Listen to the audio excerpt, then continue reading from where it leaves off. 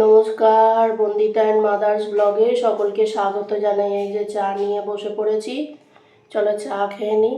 আর পুচকেটা কাঁদছে, ওর মা বেরিয়ে এসছে, থাকবে না। বৃষ্টি পড়ছে ঝিরঝির করে, বাইরে বেরোবে, পাশে থাকে ওখানে। তো চলো চা খেয়ে নিয়ে রান্না বান্না বসাতে হবে। আজকে উল্টো রথ, রথের শুভেচ্ছা সবাইকে আর ভালোবাসার সঙ্গে। চলো চা খেয়ে নিই। এই যে চাটা খাওয়া হলো। এবার আজকে একটা তরকারিই হবে, ফুলকপি আলুর তরকারি হবে ডিম দিয়ে। আর মা ফুলকপিগুলো সেদ্ধ বসিয়ে দিয়েছিল নুন আর হলুদ দিয়ে, মানে সেদ্ধ মানে কি গরম জলে দিয়ে, যে গরম জলটা আমি এসে ফেললাম। আর এই ফুলকপিগুলো একটু ভালোভাবে ভেজে নেবো আর আলুটা ভালোভাবে ভেজে নেবো। ফুলকপি দুবারে দেবো, তাহলে ভালোভাবে ভাজা হবে। তো যাই হোক, এক তরকারি ভাত হবে। আগে জানো তো, ছোটোবেলায় আমরা মা একটা তরকারিই ভাত করতো। তখন তো মার অত সময় ছিল না, আর হচ্ছে যে মাকে আবার অফিস যেতে হতো সব কাজকর্ম সেরে। আমিও তখন ছোটোবেলা থেকে অনেক কাজকর্ম মার হাতে হাতে করে দিতাম। বাড়ির বড় হলে অনেক জ্বালা হয় জানো তো, অনেক কিছু স্যাক্রিফাইস করতে হয় জীবনে। যে বড়রা স্যাক্রিফাইস করে তো সারা জীবন ধরেই স্যাক্রিফাইস করে যায়। তা যাই হোক, ওইসব পুরনো কথা বলে লাভ নেই, না পুরনো দিনের কথা উঠলে বেশি মন খারাপ হয়ে যায়।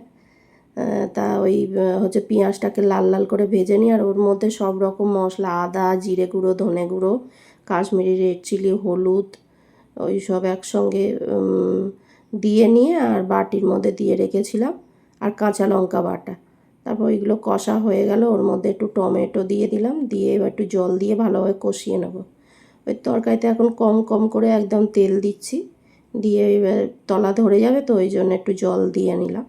দিয়ে এবার ফুলকপি আলুগুলো দিয়ে নিয়ে একটু ভালো করে ভেজে নেব। হ্যাঁ, যেটা বলছিলাম, ছোটোবেলায় এক তরকারি ভাত হতো, বড়ও করে মা তরকারি করতো।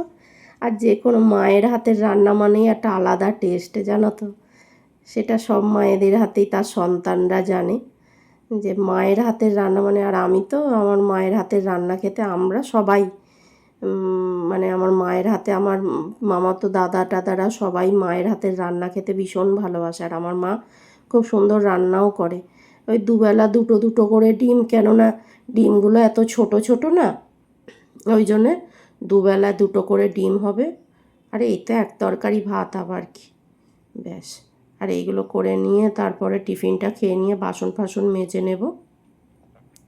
তখন কি আনন্দ, এক তরকারি ভাত, তাতেই কি আনন্দ করে খেতাম।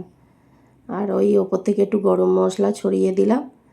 আর এখন যত হয় যেন, আর এখন সবজির সেরকম টেস্টও নেই, সার দিয়ে দিয়ে ভর্তি। আর তখন একটুখানি মশলা দিয়ে, অল্প মশলা দিয়ে, এই যে টিফিন সিমুই আর রুটি, আর মা ওদিকে টিফিন তরকারি নিয়ে নিয়েছে, আর রুটিটা এসে নিয়ে নেবে, হয়ে যাবে। মা ওদিকে রেডি হয়ে গেছে, আমারই আজকে দেরি হয়ে গেছে। আজকে কোনো বাসনও মাজায়নি, দেখো এক গাদা বাসন পড়ে রয়েছে রান্নাঘরে। তা যাই হোক, বাসন মাজাটা শেয়ার করব না, বাসন মেজে নেব। আর আমার শরীরটাও আজকে ভালো নেই জানো তো। যারা এই অবধি ভিডিওটা দেখেছো তারা প্লিজ একটা লাইক করে দিও, কমেন্ট করতে ভুলো না কিন্তু। আর এই দেখো, বাসন মেজে রান্নাঘরটা পুরো পরিষ্কার করে ফেলেছি। শুভ দুপুর। এই যে কাজকর্ম সেরে এই খাবো দাবো এবারে। এখানে ভাত, এখানে হচ্ছে আলু মেখেছি পেঁয়াজ লঙ্কা দিয়ে, আর এটা হচ্ছে ডিমের তরকারি আজকে দুপুরে। এই আয়োজন, ফুলকপি আলু দিয়ে ডিমের তরকারি। এই যে মা অফিস থেকে এলো, এসে এই মা অনেকক্ষণই এসছে, আর আমি এই চা করলাম। আজকে আমার শরীরটা ভালো নেই, রান্না বান্না করে বাসন মেজে তারপর চান টান করে খাওয়া দাওয়া করে নিয়ে শুয়েছিলাম, আর শরীরটা দিচ্ছে না, কোমরটা খুব ব্যথা হয়েছে ওই জন্যে। তা চলো চা খেয়ে নিই। এই যে মা সবজি কাটছে, কালকে রান্না হবে, সবজিটা কেটে নিচ্ছে, আর আমি শুয়ে আছি, শুয়ে শুয়ে টিভি দেখছি। হ্যাঁ, কালকে রান্নাটা এই যে খাওয়া দাওয়া করলাম, ডগিগুলোকে খেতে দিয়ে এলাম। ডগিগুলোর ওই ওখানটা আলো জ্বলে না বলে তাই ভিডিও করতে পারি না এখন।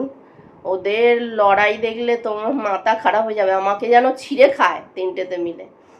কে যে কোন দিক থেকে আমাকে ধরবে ভেবে পায় না।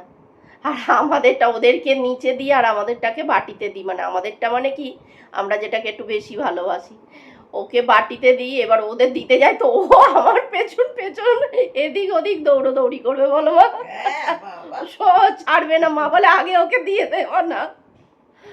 তা যাই হোক, ভিডিওটা তাহলে এখানেই শেষ করছি। তোমরা সবাই সুস্থ থেকো, ভালো থেকো, সাবধানে থেকো।